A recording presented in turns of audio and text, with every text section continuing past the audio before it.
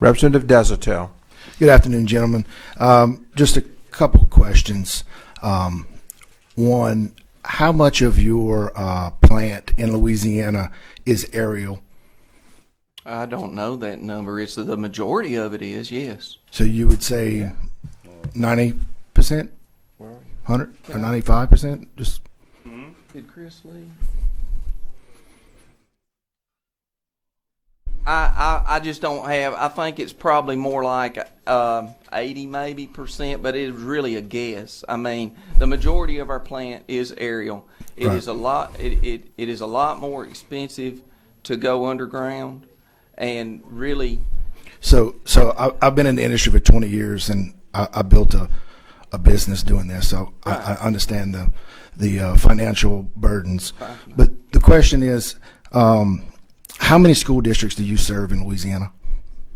I'm sorry, I don't know that number off the top of my head. I don't know, 3, 4? Well, I'm sure we serve more than that. I don't know how many school districts there are in Louisiana, but we serve a good number of school districts. Okay. How many of those are aerial, served aerial? Do you know? I would not know. Well, I guess since you don't know those answers, I'll move on. But do you know that over 80% of the schools in Louisiana are serviced via fiber, buried fiber? Do you know that? I didn't know that. Yeah. Do you know that almost all the school districts along the coast are serviced with buried fiber underground? No, I'm sorry, I didn't know that. Do you know why? Because in South Louisiana, we're susceptible to hurricanes. So when a hurricane comes, it knocks down the poles. And when it knocks down the poles, it breaks your aerial fiber. And it takes you a very long time to put it back. So when we're talking about critical infrastructure, and you just talked about it, you said hospitals, you said schools, you said, I don't know, you gave some other cell towers, banks.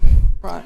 Wouldn't you think that it would be prudent to maybe build out I know you're a private company, you can do whatever you want to do, but I think, we're starting to get more sophisticated in our state.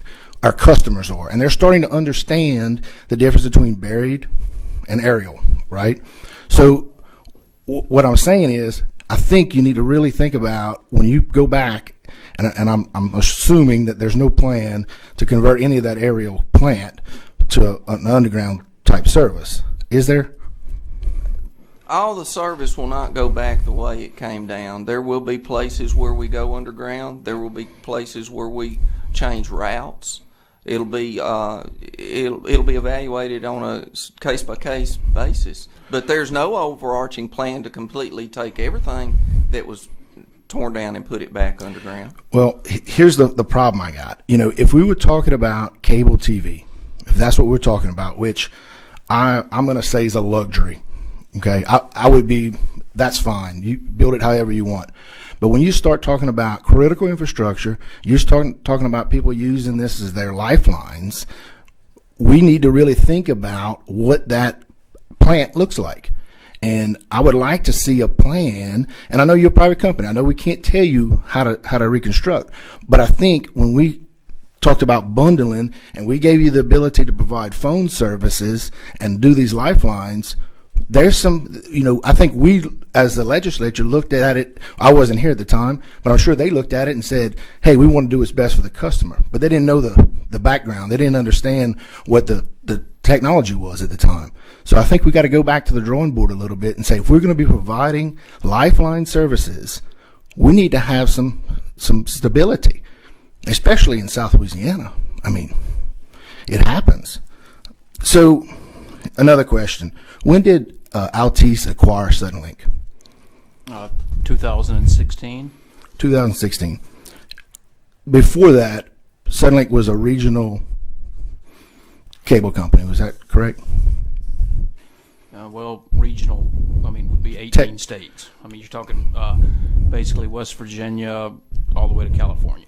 So since I started my company, which I don't have anymore, but we competed against Suddenlink a lot, and Suddenlink was a formidable opponent, if you will. Had a lot of customers. You know why? They had great service. They really did. So when you talk about trying to improve your service, the service was actually pretty good. So what I'm trying to figure out is what happened between 2016 and 2021. How many employees got laid off between 2016 and 2021? Service type people, you know? I don't know that information. Well, we can certainly provide that. It's a good bit. I'm assuming. Yeah. Do you mean strictly as in a mass layoff or Just voluntary retirements? Or? Well, we're not replacing them. I mean, we're moving in a different direction. We're maybe downsizing our service department. Yeah, I'll find that out for you, sir. I just don't know that. So, when did Altice decide to go to contract service people?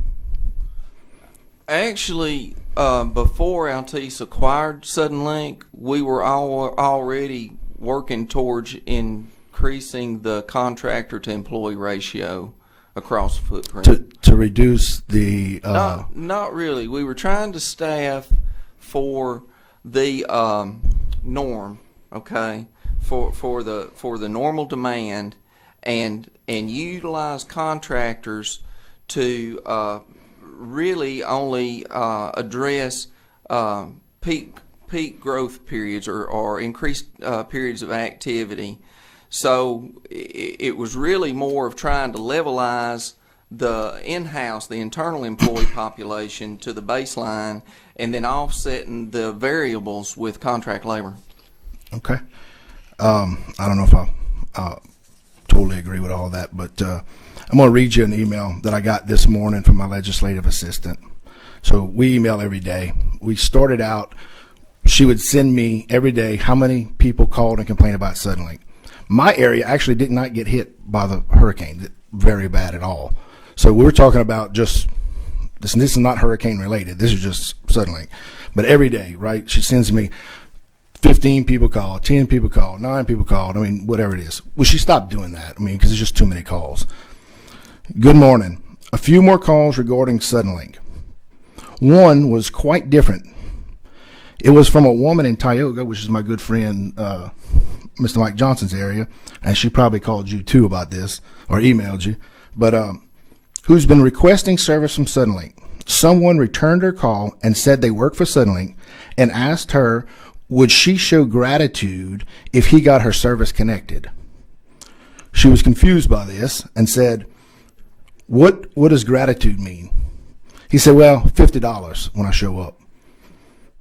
She reported it 2 times to Suddenlink, and no one's ever called her back. I got a problem with that. So I got a problem with, if you're going to move to contract employees, you got to be able to manage them. And I don't know what's going on in the management, and that's not my business, but I'm going to tell you, when we start getting, that's fraud. When we start getting those kind of complaints, it's serious.